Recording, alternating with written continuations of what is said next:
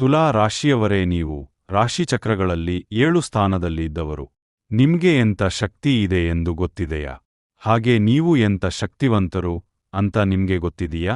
ನಿಮ್ಮ ಬಲ ಎಂಥದ್ದು ಅಂತ ನಿಮ್ಗೆ ಗೊತ್ತಿದೆಯಾ? ಸಾಕು ಮಾಡಿ ಬೇರೆಯವರ ಬಗ್ಗೆ ಯೋಚ್ನೆ ಮಾಡೋದನ್ನ. ನೀವು ಎಂತಹ ವ್ಯಕ್ತಿಗಳಾಗಿರುತ್ತೀರಿ ಎಂದರೆ ತುಂಬಾ ಮೃದುವಾದ ಹಾಗೂ ಶಾಂತಿಯುತ ವ್ಯಕ್ತಿಗಳಾಗಿರುತ್ತೀರಿ. ಬೇರೆಯವರಿಗೋಸ್ಕರ ನಿಮ್ಮ ಟೈಮನ್ನು ವೆಸ್ಟ್ ಮಾಡಿದ್ದು ಸಾಕು. ಅವರೆಲ್ಲರೂ ನಿನ್ನನ್ನು ಬಳಸಿಕೊಂಡು ನಿನ್ನಿಂದಾಗುವ ಕೆಲಸಗಳನ್ನು ಎಲ್ಲವನ್ನೂ ಮಾಡಿಕೊಂಡು ನಿನ್ನನ್ನ ದೂರ ತಳ್ಳಿದ್ದು ಸಾಕು. ಇನ್ನ ಮೇಲೆ ನಿನ್ನ ಬಗ್ಗೆ ನಿನ್ನು ಯೋಚನೆ ಮಾಡು. ಒಂದು ಸಾರಿ ಹಿಂದೆ ಹೋಗಿ ನೋಡು. ಎಲ್ಲರೂ ನಿನ್ನ ಬೆನ್ನ ಹಿಂದೆ ನಿಂತು ನಿನಗೆ ಬೆನ್ನಿಗೆ ಚೂರಿ ಹಾಕಿದವರೇ ಆಗಿದ್ದರೆ ಇಲ್ಲಿ ಯಾರಿಗೆ ನಿನ್ನ ಬಗ್ಗೆ ಯೋಚನೆ ಇಲ್ಲ. ನೀನೇ ಅವರ ಬಗ್ಗೆ ಯೋಚನೆ ಮಾಡಿ ನಿನ್ನ ಸಮಯವನ್ನು ಹಾಳುಮಾಡಿಕೊಳ್ಳುತ್ತಿರುವೆ. ಇದೆಲ್ಲವನ್ನು ಬಿಡು. ಇಷ್ಟು ದಿನ ಬೇರೆಯವರಿಗೋಸ್ಕರ ನಿನ್ನ ಜೀವನದಲ್ಲಿರುವ ಕೆಲವು ದಿನಗಳನ್ನು ಹಾಳು ಮಾಡಿಕೊಂಡು ಬಿಟ್ಟಿರುವೆ ನೀನು. ಅದನ್ನೆಲ್ಲ ಸೈಡಿಗೆ ಇಟ್ಟು ಇನ್ನ ಮುಂದೆ ನಿನ್ನ ಬಗ್ಗೆ ನೀನು ಯೋಚನೆ ಮಾಡು.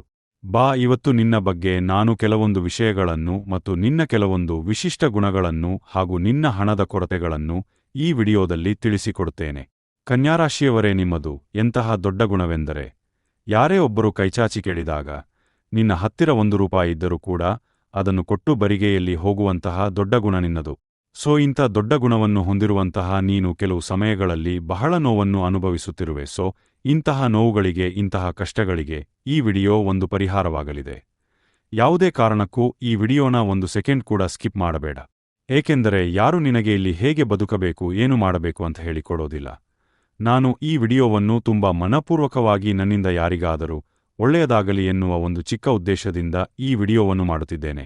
ಹಾಗಾಗಿ ಅರ್ಧಕ್ಕೆ ನೋಡುವುದಾದರೆ ದಯವಿಟ್ಟು ಈ ವಿಡಿಯೋವನ್ನು ಇಲ್ಲಿಗೆ ಸ್ಕಿಪ್ ಮಾಡಿಬಿಡು.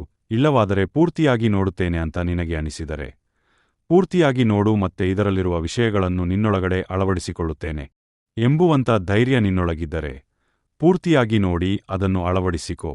ಇಲ್ಲವಾದರೆ ನಿನ್ನಿಷ್ಟ, ಯಾಕೆಂದ್ರೆ ನಿನ್ನನ್ನು ಚೇಂಜ್ ಮಾಡಲು ಯಾರಿಂದಲೂ ಸಾಧ್ಯವಿಲ್ಲ.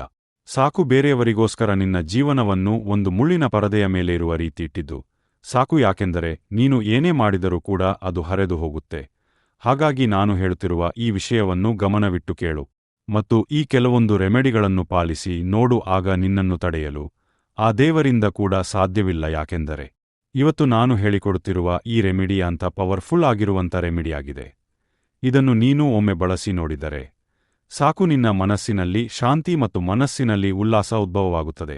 ಒಂದು ವೇಳೆ ನಿನಗೆ ನಾನು ಹೇಳಿರುವ ಈ 2 ಶಾಂತಿ ಮತ್ತು ನೆಮ್ಮದಿ ನಿನ್ನ ಬಾಳಿನಲ್ಲಿ ಬರದೆ ಹೋದರೆ ನನ್ನ ಚಾನಲನ್ನು ಅನ್ಸಬ್ಸ್ಕ್ರೈಬ್ ಮಾಡಿಬಿಡು. ಒಂದು ವೇಳೆ ಬಂದರೆ ಇದನ್ನು 5 ಜನಕ್ಕೆ ಶೇರ್ ಮಾಡಿ ಈ ಅಭಿಪ್ರಾಯವನ್ನು ಎಲ್ಲರಿಗೂ ತಿಳಿಸು. ಯಾಕೆಂದರೆ ನಮ್ಮಿಂದ ಎಲ್ಲರಿಗೂ ಒಳ್ಳೆಯದಾಗಬೇಕು. ಓಂ ಗಣೇಶಾಯ ನಮಃ. ಬನ್ನಿ ಏನೆಂದು ತಿಳಿಯೋಣ. ಹಾಗೆ ಇದನ್ನು ಮಾಡುವ ಸುಲಭ ವಿಧಾನವನ್ನು ಕೂಡ ತಿಳಿಯೋಣ. ಇನ್ನೊಂದು ವಿಷಯ, ನೀವು ಈ ರೆಮಿಡಿಯನ್ನು ಮಾಡುವಾಗ ತುಂಬಾ ನಿಶ್ಚಲ ಮನಸ್ಸಿನಿಂದ ಹಾಗೂ ಯಾವುದೇ ರೀತಿಯಾದ ಗೊಂದಲವಿಲ್ಲದ ಮತ್ತು ಯಾವುದೇ ರೀತಿಯಾದ ಕಿರಿಕಿರಿ ಇಲ್ಲದ ಜಾಗದಲ್ಲಿ ಕುಳಿತು ತುಂಬಾ ಜಾಗೃತೆಯಿಂದ ಮತ್ತು ತುಂಬಾ ಅಗಾಧವಾದ ನಂಬಿಕೆಯಿಂದ ಮಾಡಿದಾಗ ಮಾತ್ರ ಈ ರೆಮಿಡಿಯ ಲಾಭವನ್ನು ನೀನು ಪಡೆಯಲು ಸಾಧ್ಯ. ಹಾಗೆ ಈ ರೆಮಿಡಿ ಮುಗಿದ ನಂತರ ನಿನ್ನ ಜೀವನದಲ್ಲಿ ಬದಲಾವಣೆಯಾಗಲು ಸ್ಟಾರ್ಟ್ ಆಗುತ್ತದೆ.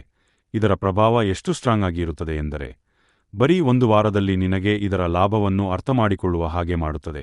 ಅಷ್ಟೊಂದು ಪವರ್ಫುಲ್ ಆಗಿರುವಂತಹ ಈ ರೆಮಿಡಿಯನ್ನು ಹೇಗೆ ಮಾಡಬೇಕು ಎಂದರೆ ಅರಿಶಿನ ತುಪ್ಪ, ಬೆಲ್ಲ ಇದರಿಂದ ಒಂದು ರೆಮಿಡಿ. ಇದರಿಂದ ಆಗುವ ಲಾಭಗಳು: ಆರೋಗ್ಯ ಧನ ಸಮೃದ್ಧಿ, ಶಕ್ತಿ, ಬೇಕಾಗುವ ವಸ್ತುಗಳು: ಅರಿಶಿನ, ಹಳದಿ ಪುಡಿ 1 ಚಮಚ, ತುಪ್ಪ 1 ಚಮಚ, ಬೆಲ್ಲ ಸಣ್ಣ ತುಂಡು, ಒಂದು ಸಣ್ಣ ದೀಪ ಅಥವಾ ಪಾತ್ರೆ.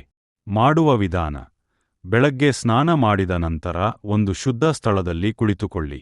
ಒಂದು ಸಣ್ಣ ಪಾತ್ರೆಯಲ್ಲಿ ತುಪ್ಪ ಹಾಕಿ ಅದರಲ್ಲಿ ಅರಿಶಿನ ಸೇರಿಸಿ ಅದಕ್ಕೆ ಬೆಲ್ಲದ ತುಂಡನ್ನು ಹಾಕಿ ಈ ಮಿಶ್ರಣದ ಮುಂದೆ ಒಂದು ದೀಪ ಹಚ್ಚಿ ಮನಸ್ಸಿನಲ್ಲಿ ನಿಮ್ಮ ಕೋರಿಕೆಗಳನ್ನು ನೆನೆಸಿ 5 ನಿಮಿಷ ಶಾಂತವಾಗಿ ಕುಳಿತುಕೊಳ್ಳಿ. ಇದರ ಲಾಭಗಳು: ಮನಸ್ಸಿಗೆ ಶಾಂತಿ ಮತ್ತು ಪಾಸಿಟಿವ್ ಎನರ್ಜಿ ಬರುತ್ತದೆ. ಮನೆಯಲ್ಲಿನ ನಕಾರಾತ್ಮಕ ಶಕ್ತಿ ಕಡಿಮೆಯಾಗುತ್ತದೆ.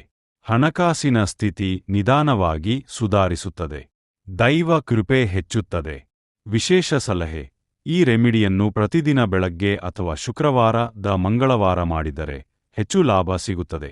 ಇದನ್ನು ಅಷ್ಟು ಸುಲಭವಾಗಿ ತೆಗೆದುಕೊಳ್ಳಬೇಡ, ಏಕೆಂದರೆ ಇದು ತುಂಬಾ ಪವಿತ್ರವಾದ ಹಾಗೂ ತುಂಬಾ ಶಕ್ತಿಯುತ ರೆಮಿಡಿಯಾಗಿದೆ. ನಾನು ಇದನ್ನು ಬಳಸಿದ್ದೇನೆ, ಹಾಗಾಗಿ ನಿಮ್ಗೆ ಹೇಳುತ್ತಾ ಇದ್ದೇನೆ. ಶುಭವಾಗಲಿ. ಎಲ್ಲರಿಗೂ ಒಳ್ಳೆಯದಾಗಲಿ. ಓಂ ಗಣೇಶಾಯ ನಮಃ.